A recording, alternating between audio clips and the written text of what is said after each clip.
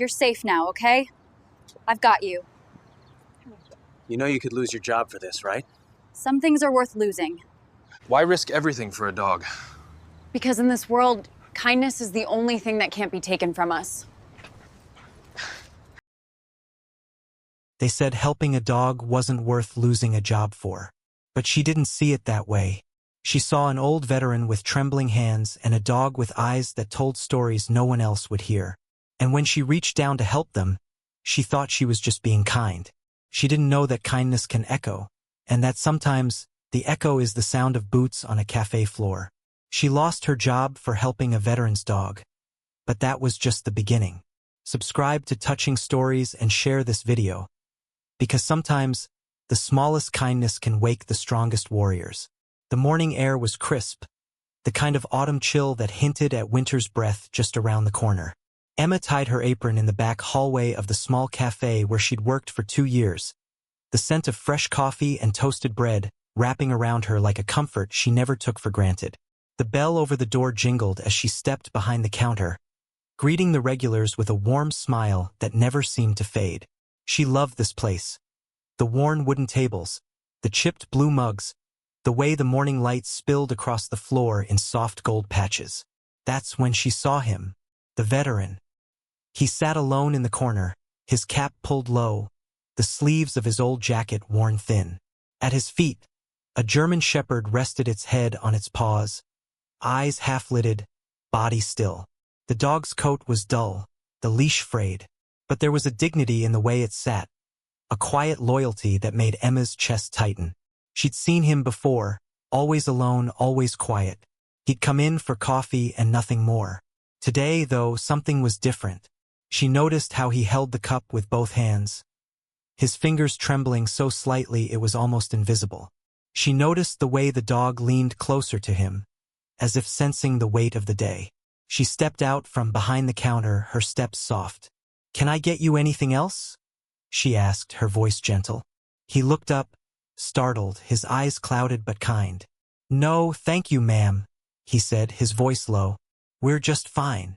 Emma glanced at the dog, at the patches of missing fur, the dullness in its eyes. "Is he okay?" she asked. The veteran hesitated. "He's old," he said softly. "He's tired. We both are." She nodded, understanding more than he said. She reached into her apron pocket, pulling out a small treat she kept for the neighborhood strays. She knelt down, holding it out to the dog. "He looks like he could use a little something," she said. The dog's ears perked, and it took the treat from her hand, eyes flicking up in that silent thank you only dogs can give. Emma smiled, her fingers brushing the coarse fur. She didn't see the manager watching from the kitchen door, didn't see the frown forming on his face. When she stood, the veteran's eyes met hers. "Thank you," he said. There was a tremor in his voice, as if he wasn't used to saying the words. "Most people don't. They don't see him." Emma shook her head. "I see him," she said. "And I see you too." For a moment, the small cafe felt like it was holding its breath. Then the bell over the door jingled again, and the world rushed back in. Orders to fill, coffee to pour, plates to clear. Emma went back to work, but her mind stayed in that corner, with the old veteran and his dog. She didn't know that the manager had seen everything. She didn't know that he'd decided kindness was a distraction, that in his mind, business always came first.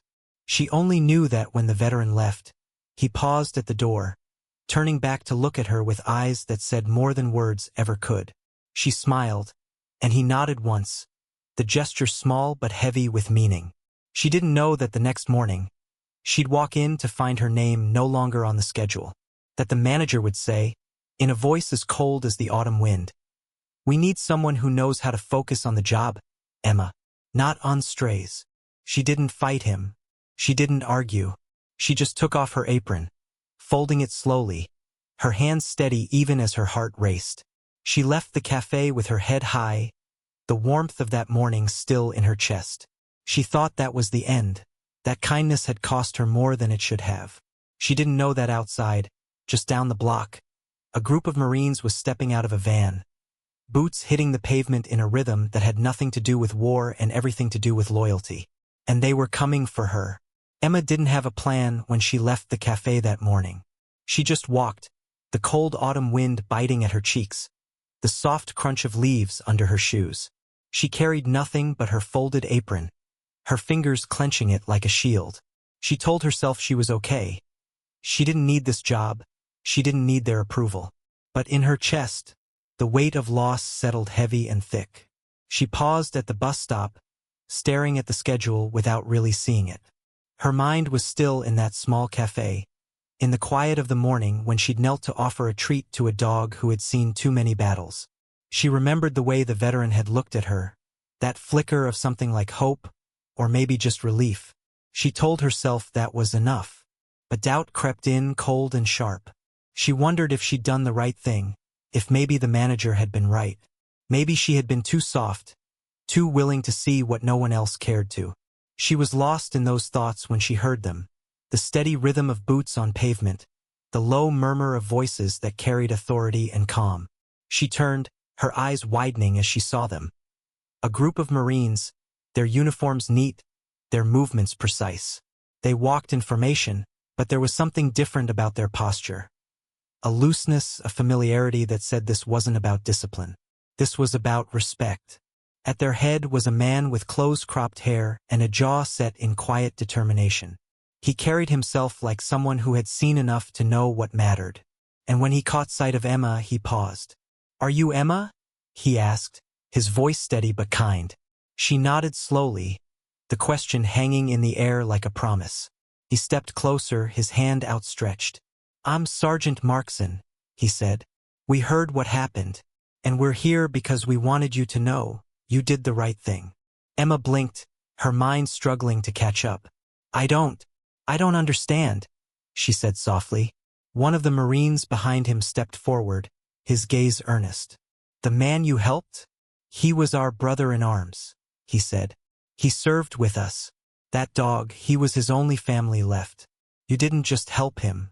You honored everything he's been through."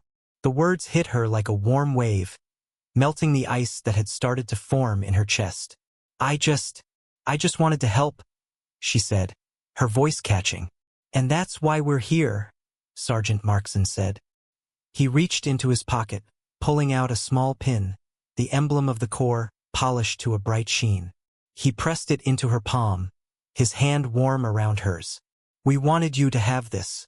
A small token of thanks, for seeing what others wouldn't." Emma looked down at the pin, her fingers closing around it. It was small, but it felt like it weighed 1,000 pounds. A quiet recognition of something she hadn't even realized she'd done. "You didn't have to come," she said, her voice a whisper. The sergeant shook his head. "We did," he said simply, "because sometimes the smallest kindness is the one that matters most. And we wanted you to know you're not alone."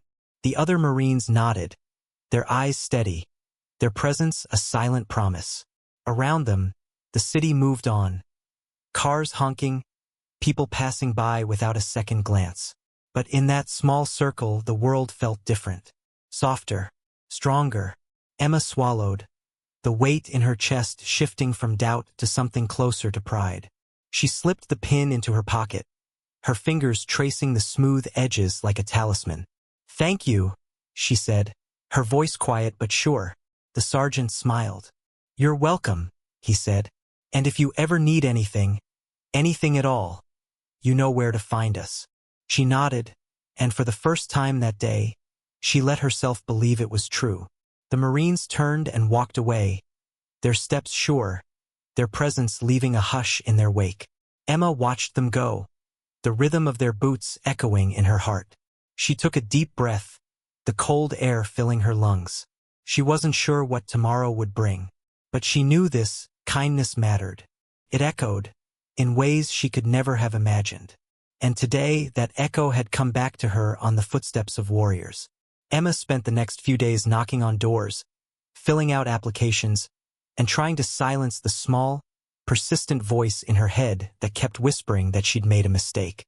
She moved from cafe to cafe, her resume in hand, her smile steady even as the weight of rejection built up in her chest.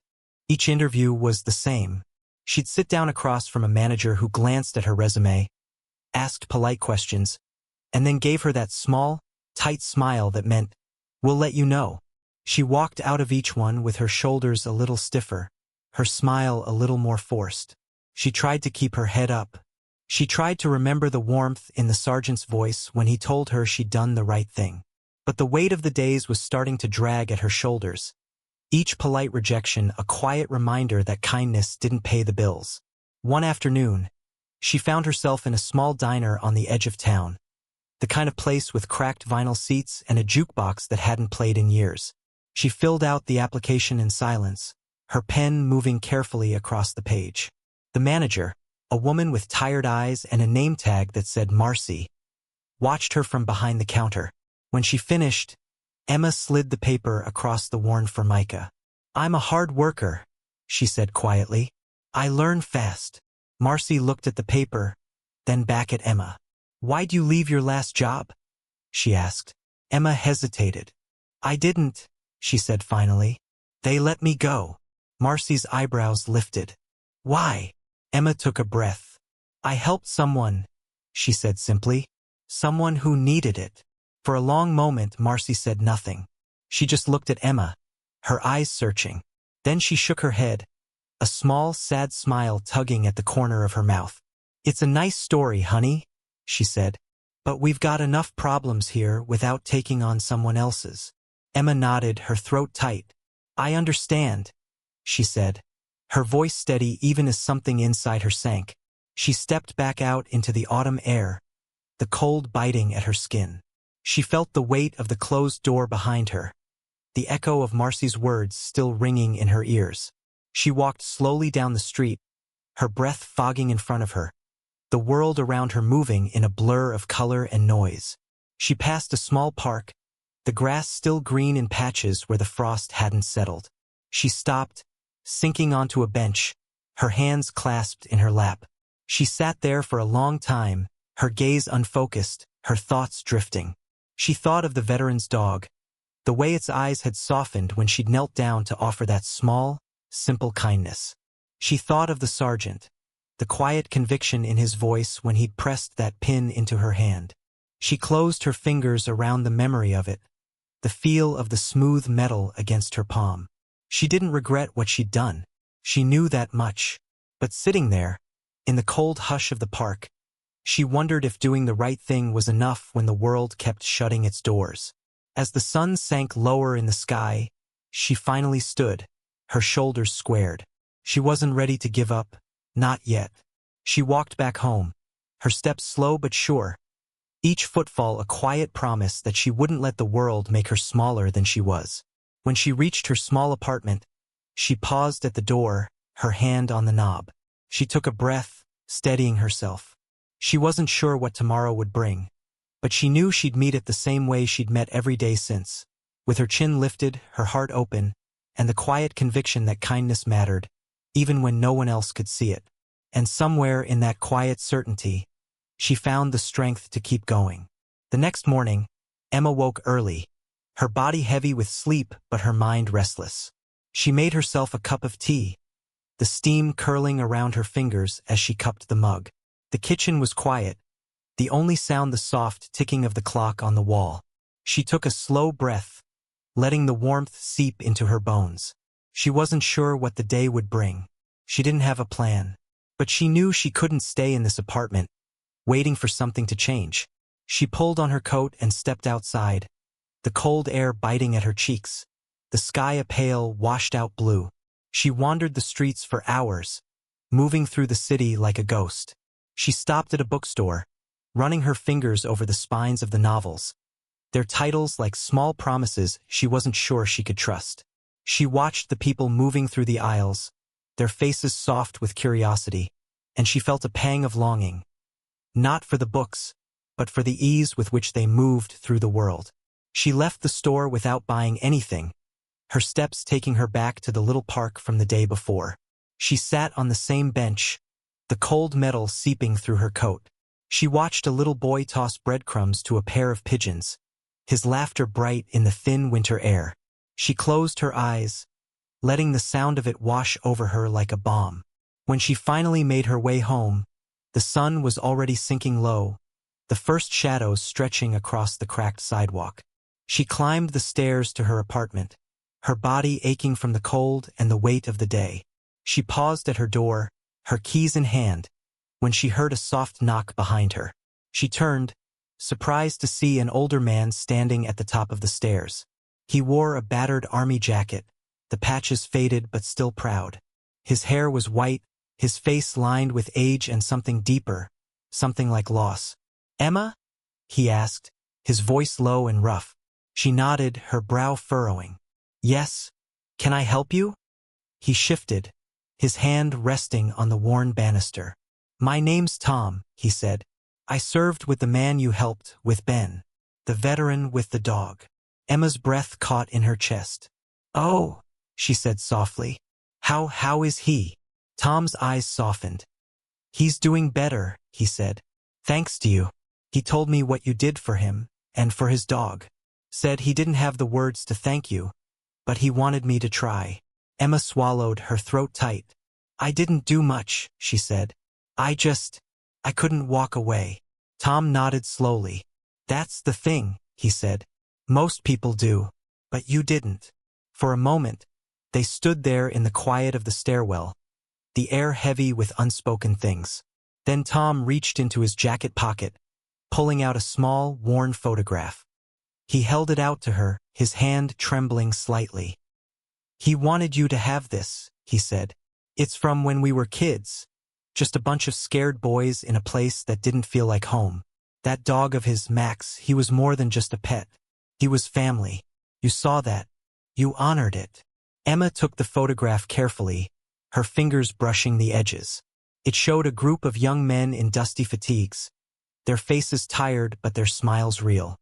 She recognized Ben in the middle, his arm draped over Max, the dog's ears perked, eyes bright. She blinked hard, her chest tight. "Thank you," she whispered. Tom smiled faintly. "No," he said. "Thank you for reminding us that there are still people out here who see what matters." He paused, his eyes meeting hers. "We're having a small gathering tomorrow, some of the old guys, some of the younger ones. Just coffee and stories. We'd like you to come if you're willing." Emma hesitated, the quiet of her apartment behind her like a weight. Then she nodded. "I'd like that," she said. Tom's smile deepened, the lines around his eyes softening. "Good," he said. "We'll see you tomorrow, then." He turned and made his way down the stairs, his steps slow but sure. Emma watched him go, the photograph clutched to her chest like a promise. She let herself breathe for a moment, the air tasting sweeter somehow. Inside her apartment, she sat on the edge of her bed, turning the photo over in her hands. She felt the echo of the day in her bones, the quiet weight of the city, the gentle warmth of Tom's words. She didn't know what tomorrow would bring, but tonight, she felt something she hadn't let herself feel in days. Hope. The next morning, Emma woke before the sun. She stood by her window, watching the first light stretch over the city, turning the rooftops gold. She dressed carefully, pulling on her warmest coat and a soft scarf her mother had given her years ago. She wasn't sure why, but it felt important, like she was stepping into something bigger than herself. She took the photograph with her, slipping it into her pocket like a talisman. When she reached the small community center where Tom had said they'd meet, she paused at the door, her hand resting on the worn handle. She took a breath, steadying herself, then pushed it open. Inside, the air smelled of coffee and old wood. A few tables were scattered around the room, each one surrounded by men and women with faces lined by time and laughter. Their voices were low, warm, the kind of quiet that only comes from people who have carried the weight of years together. Tom was there, standing by the coffee pot, his eyes lighting up when he saw her. "Emma," he said, his voice warm. "Glad you made it." She smiled, a small flicker of nerves in her chest. "Thank you for inviting me." He waved a hand. "You're family now," he said simply. He led her to a table by the window, where a small group of veterans sat sipping coffee from chipped mugs. They looked up as she approached, their eyes curious but kind. "This is Emma," Tom said, his voice carrying a quiet pride. She's the one I told you about. One of the men, his hair white as snow and his hands knotted with age, nodded. The one who stood up for Ben and Max, he said. You've got more guts than most people I know. Emma smiled shyly, her fingers brushing the edge of the table. I just did what felt right, she said softly. Another man leaned back in his chair, his eyes bright with mischief. That's what they all say, he said. But not everyone means it. They laughed, and the sound was warm, pulling her in like a gentle tide. Someone pushed a mug of coffee toward her, the steam curling up in soft ribbons. Drink, Tom said. It's not fancy, but it's hot. She took a sip, the warmth seeping into her hands, her chest. She listened as they talked, about places she'd never been, names she didn't know. But the stories were more than just memories. They were pieces of themselves, shared freely like a kind of offering. She heard about the nights in the desert, the cold that bit through their bones. She heard about the laughter that still found a way, even when the world felt too heavy to hold. She heard about Max, too, the dog who had saved them more times than they could count, the dog who had become a piece of every one of them. He was more than just a dog, Tom said, his voice low. He was a reminder that even in the worst of it, there was still something worth fighting for. Emma nodded, her eyes stinging. I saw that, she said, in the way Ben looked at him, in the way Max looked back. They were quiet for a moment, the weight of those words settling around them like a soft blanket. Then one of the men cleared his throat, a smile tugging at his lips. Ben's coming today, he said. He wants to thank you himself. Emma's breath caught.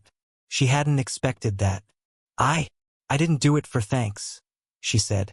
Tom reached over, his hand warm on hers. We know, he said. That's why it matters. She sat with them for hours, the stories weaving around her like a tapestry. She didn't speak much, but she didn't need to.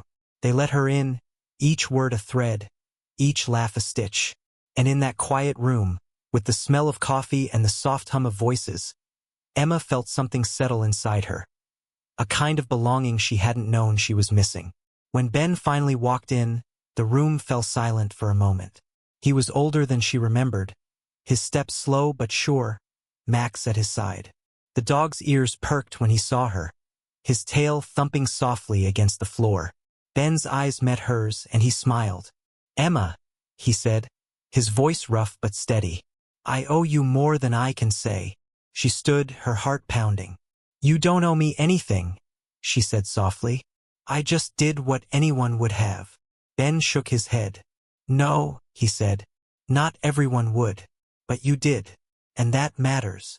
He held out his hand, and when she took it, she felt the calluses, the strength in his grip. But more than that, she felt the quiet gratitude that words couldn't touch. They sat down together, Max curling up at Ben's feet. The conversation started up again, the room filling with laughter and the soft, steady comfort of people who knew what it meant to stand together. And in that small, crowded room, Emma realized something. Kindness didn't need to be loud to be powerful. Sometimes it was enough to see someone, to honor what they carried, to stand beside them even when no one else would. The story of Emma's kindness didn't stay in that little room. Word traveled, carried on quiet voices and shared glances, slipping through the city like a warm breath of hope. At first, it was just whispers.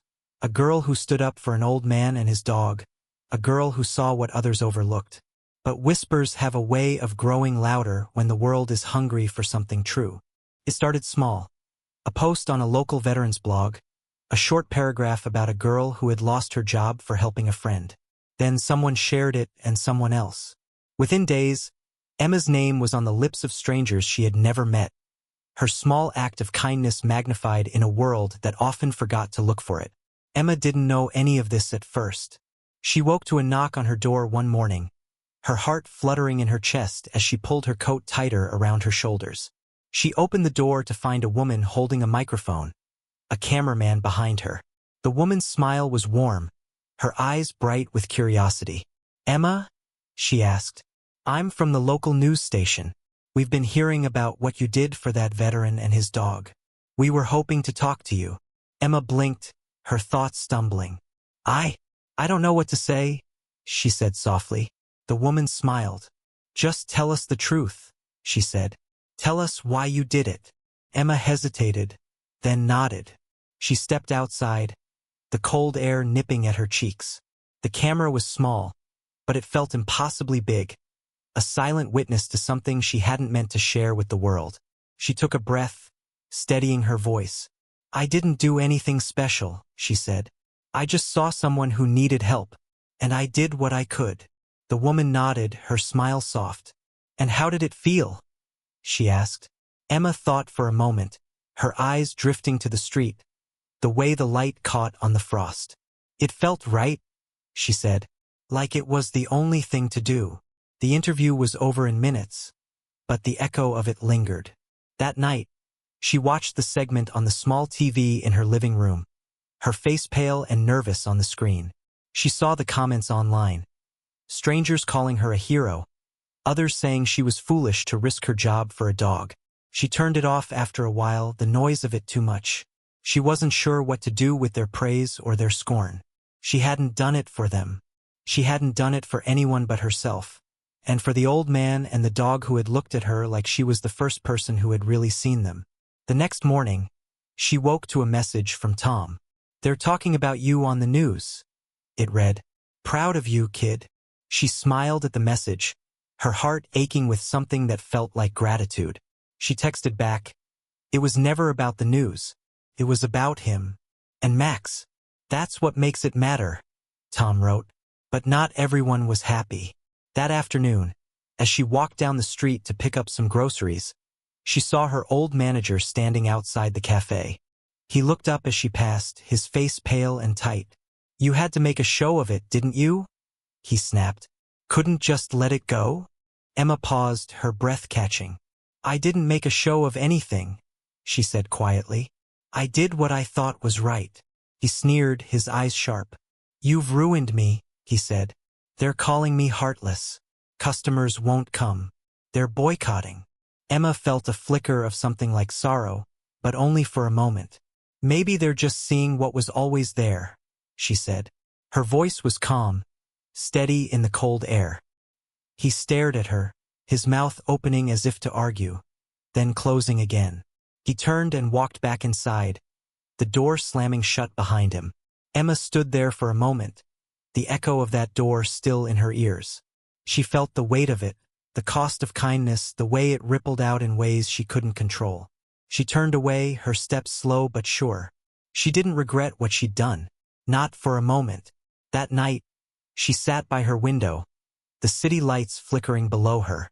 She held the small pin the Marines had given her, turning it over in her fingers, the metal cool and solid.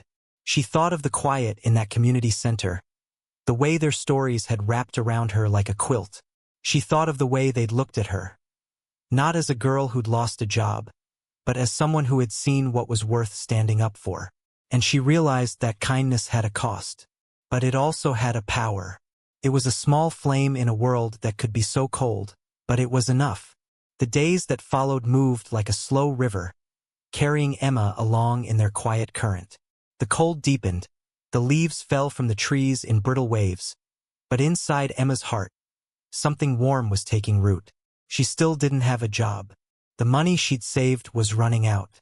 But each morning she woke with a sense of purpose she hadn't felt in years. Then one gray afternoon Tom called. Emma, he said, his voice steady and calm. There's someone I'd like you to meet. She didn't ask questions. She trusted Tom. He gave her an address and a time, and she showed up at a small office on the edge of town, the sign above the door simple. Veterans and K-9 Support Services. Inside, the air smelled of old wood and fresh coffee. A young woman sat at a desk near the door, her hair pulled back in a tight ponytail.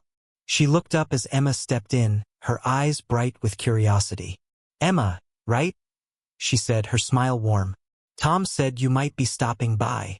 Emma nodded, her hands tucked into the pockets of her coat. I don't really know what this is about, she admitted. The woman stood and gestured for Emma to follow her. They walked down a narrow hallway, the walls lined with photos of veterans and their dogs, proud faces, bright eyes, the quiet bond of loyalty and trust. Emma felt something in her chest loosen as she looked at them, like the world was opening up just a little. At the end of the hall, they stepped into a small office. A man stood behind a battered wooden desk, his hair clipped short, his posture easy but confident. He looked up as Emma entered, his eyes kind. "Emma," he said. "I'm Michael." "Tom's told me a lot about you." She shifted on her feet, unsure of what to say. "I'm not sure what I can do here," she said quietly. "I don't have any experience with this." Michael smiled. "You have exactly the experience we're looking for," he said. "You understand what it means to see someone, really see them. That's not something you can teach." He gestured to a chair, and she sat, her hands folded in her lap. "What we do here," he said, "is help veterans and their service dogs find each other. We work with them, train them, support them when they come home. A lot of them feel like the world's forgotten them. But the bond between a veteran and their dog, that's something no one can take away." Emma nodded slowly, her heart beating faster. "That sounds important," she said softly. "It is," Michael agreed. "And we need people like you, people who know how to be patient, how to see beyond the surface. We need someone who can help us tell these stories, someone who can be there for them when no one else is." Emma swallowed, her hands tightening in her lap. "I'd like to try," she said. "If you'll have me." Michael's smile widened. "We'd be honored," he said. He stood and reached across the desk, his handshake firm and warm. "Welcome aboard, Emma." She felt something in her chest expand, like she'd been holding her breath for weeks and could finally exhale. She stood, her shoulders straight, her head high. As she left the office, she paused in the hallway, her eyes lingering on one of the photos. A young man in uniform, his dog sitting proudly at his side. She thought of Ben, of Max, of the quiet dignity in the way they'd looked at each other. She thought of the kindness that had started all of this, a single moment that had changed everything. She walked outside, the cold air sharp on her cheeks, the sky a pale winter blue. She knew it wouldn't be easy, but for the first time in a long time, she felt ready for what was coming. Because kindness wasn't a weakness. It was a light in the dark, a hand outstretched when the world turned away. And Emma knew now that no matter how small that light might be, it was enough to guide her forward. Emma started her first day at Veterans and K-9 Support Services with a sense of quiet excitement and a hint of nervousness. The small office bustled with energy. Phones ringing, dogs barking softly in the back rooms, the low murmur of veterans sharing coffee and stories. It felt alive in a way the cafe never had. A place where each person carried a story, and every story mattered. Michael introduced her to the team, and she felt the warmth of their welcome immediately. There was Rachel, the young woman from the front desk who had a laugh that could light up the whole room. And Jack, a quiet man who handled most of the training, his calm presence steadying even the most restless dogs. Each of them had their own story, some of them told in words, others in the quiet lines of their faces. Emma's days were filled with small tasks at first.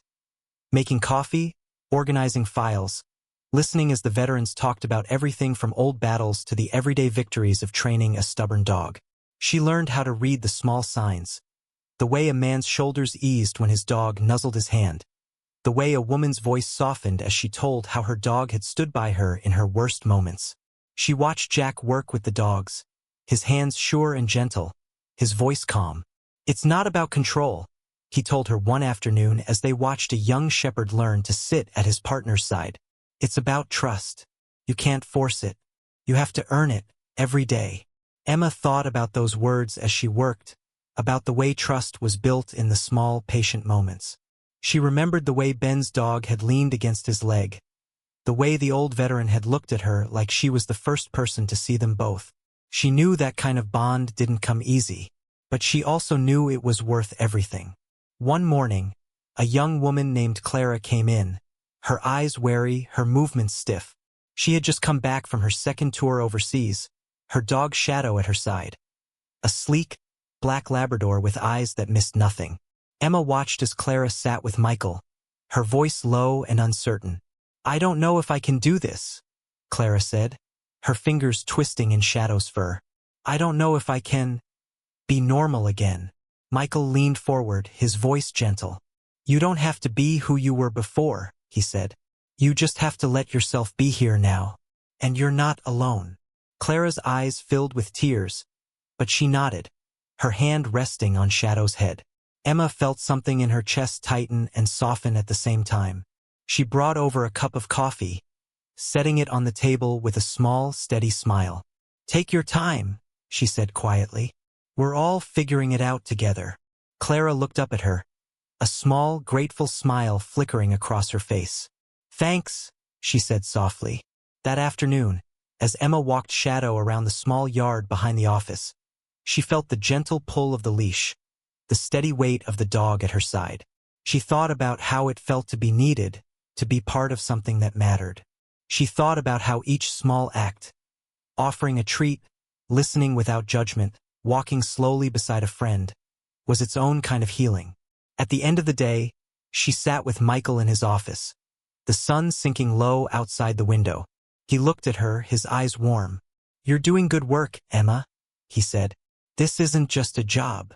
It's a way of being. She nodded, her voice soft but sure. I know, she said. It feels right. Michael smiled, and for a moment, the office felt like the safest place in the world. As she walked home that evening, the cold air sharp and sweet in her lungs, Emma felt a kind of quiet peace she hadn't known she was searching for.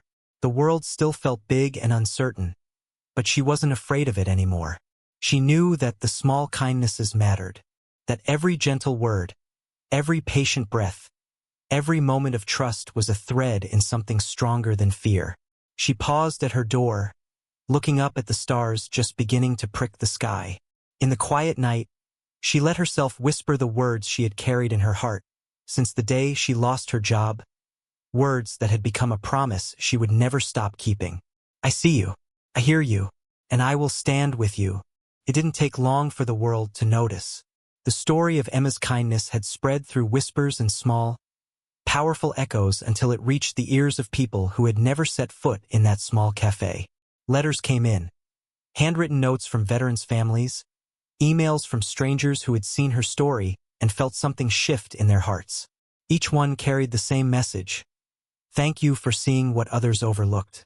Emma read them all, each word a quiet balm to the doubts she'd carried. She didn't answer every letter, but she kept them in a small box under her bed, a reminder that even the smallest light can find its way through the cracks. But the story didn't stop there. The cafe that had fired her began to feel the weight of what they'd done. Customers stopped coming, the soft chatter of the morning rush replaced by an uneasy silence. One evening, as Emma walked past the window, she saw the sign in the window, closed until further notice. She paused for a moment, the empty chairs and cold, silent espresso machine like a ghost of what once was. She didn't feel triumph or satisfaction, just a quiet sadness for what had been lost. Not for herself, but for a place that had forgotten the warmth of simple kindness.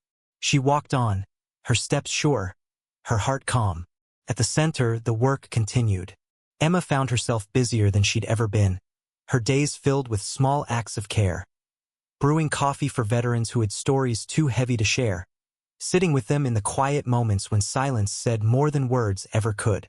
She watched as Jack worked with the dogs, each gentle command building trust one patient breath at a time. One morning, Michael called her into his office, his expression thoughtful. You've been here almost a month now, he said, his voice calm. I wanted to tell you. People are starting to ask for you by name. Veterans who never trusted anyone before. They're opening up to you. That's not something you can train. That's something you carry. Emma felt her throat tighten, the weight of his words settling in her chest. I just try to be there, she said softly. Michael nodded. And that's enough, he said. Sometimes, that's everything. That afternoon, Tom stopped by. He carried a small box under his arm, his smile wide and a little sheepish. You've done good, kid, he said as he set the box on her desk. We wanted to give you something. Something to remind you that you're one of us now. Inside the box was a small plaque, the wood polished smooth and warm. Etched into it were the words, "In quiet acts of kindness, we find our strength." Underneath, a small emblem of the Marines. A simple reminder that standing by someone isn't about medals or titles. It's about heart. Emma ran her fingers over the words, the tears pricking at her eyes. "Thank you," she whispered. Tom smiled. "No, thank you," he said, "for reminding us that even the smallest kindness can carry the weight of a promise." She hung the plaque on the wall above her desk, where the light from the window caught it in the late afternoons. Each time she looked at it, she felt the quiet echo of every story she'd heard, every smile she'd shared. One evening, as she locked up the office, she turned to see Ben standing in the doorway, his dog Max by his side. He looked older, his shoulders stooped with the weight of years, but his eyes were clear and kind. "I heard the cafe closed," he said quietly. Emma nodded. "Yeah." Ben was silent for a moment. Then he reached out, his hand warm on her shoulder. I think places like that, they only matter when the people inside them remember what matters. You reminded us. You reminded me." Emma felt something in her chest loosen, a soft breath she hadn't realized she'd been holding. "Thank you," she said, "for trusting me." Ben smiled, his eyes crinkling at the corners. "It wasn't hard," he said. "You see what others miss. That's rare." They stood there in the quiet dusk, the city's hum a soft backdrop to the gentle thump of Max's tail on the floor. In that moment, Emma realized that everything she'd lost had led her here, to this small, bright place where kindness wasn't a weakness but a strength. She reached down, scratching behind Max's ears, the dog's soft sigh of contentment a promise she carried close. And she knew, no matter what tomorrow brought, she was right where she needed to be. Winter had settled in fully by the time Emma walked to work that morning. The city streets glistened under a thin crust of ice, the sky bright with the pale light of a sun that barely touched the earth. She pulled her scarf tighter around her neck, each breath a small cloud in the cold. But there was warmth in her chest, a steady glow that had nothing to do with the weather. At the center, the kettle hummed on the stove, the scent of fresh coffee rising to greet her as she stepped inside. Rachel waved from the front desk, her smile wide and bright. Jack was in the back with a young veteran and his dog, the low murmur of his calm voice wrapping around the room like a soft blanket. Emma hung her coat by the door, her fingers brushing the small plaque on the wall. "In quiet acts of kindness, we find our strength." She paused for a moment, her hand resting there, feeling the smooth wood and the weight of the words. It felt like a promise she'd made to herself, and to everyone who walked through those doors. That morning, Tom came by, carrying a box of old photos. He set it down on the table with a small, satisfied nod. "Thought you might want to see these," he said. "Memories have a way of teaching us what really matters." They sat together, sifting through the faded images. Young men in uniforms too big for their shoulders, dogs with bright eyes and steady loyalty, moments of laughter caught in black and white. Emma listened as Tom told the stories behind each picture. Stories of long nights and quiet courage, of brothers and sisters who'd never given up on each other. One photo showed a young man kneeling beside a dog, his hand resting on the animal's head. The man's smile was soft, his eyes bright with a hope that had carried him through everything. Emma traced the outline of his face, her heart aching with the quiet beauty of it. "He was like you," Tom said softly. "Always believed there was more to people than what the world saw." Emma smiled, a small, grateful curve of her lips. I think that's what makes all of this matter," she said. "Seeing what others might miss, believing in the small things, even when it's hard." Tom nodded, his gaze steady. "That's why you're here, Emma," he said. "Not because you had to be, because you chose to be." Later that afternoon, she found herself alone in the quiet of the center, the soft rustle of the wind outside the only sound. She sat by the window, watching the snow fall in gentle flurries, each flake a small, perfect miracle. She thought about everything that had brought her here, the laughter and the tears, the loss and the quiet triumphs. She thought about the day she had knelt in the cafe, offering a small treat to a dog who had seen too much of the world. She thought about the look in the veteran's eyes, the weight of everything he'd carried, the small flicker of hope that had sparked between them in that moment, and she thought about what had come after. The Marines who had shown up to stand with her, the community that had risen around her, the way kindness had echoed out into the world in ways she could never have imagined.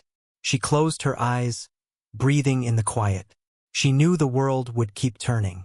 There would be other battles, other days when kindness felt like a fragile thing. But she also knew that it mattered, that every gentle word, every small act, every choice to stand with someone else was a light in the dark. When she finally stood, she felt that light in her bones, a soft, steady glow that would carry her forward. She walked through the center, pausing to scratch behind a dog's ears, to share a quiet word with a veteran who had seen too much. Each moment was a thread, weaving a tapestry of small, stubborn hope. As she stepped outside into the winter dusk, the sky streaked with gold and rose, Emma knew she was exactly where she was meant to be. She had lost a job once, but in that loss she had found so much more. She had found her place in the quiet, in the steady work of healing, in the simple, stubborn power of seeing what others might miss. And in that final hush of the day, with the snow falling soft around her and the world holding its breath, she let herself smile. A small, quiet smile that said more than any words ever could. Because she knew, sometimes the smallest kindnesses leave the loudest echoes, and they never fade. Thank you for listening to this story. If it touched your heart, if it made you believe in the quiet power of kindness, please subscribe to Endless Stories. Like and share this video, because sometimes the simplest kindness can leave an echo that never fades.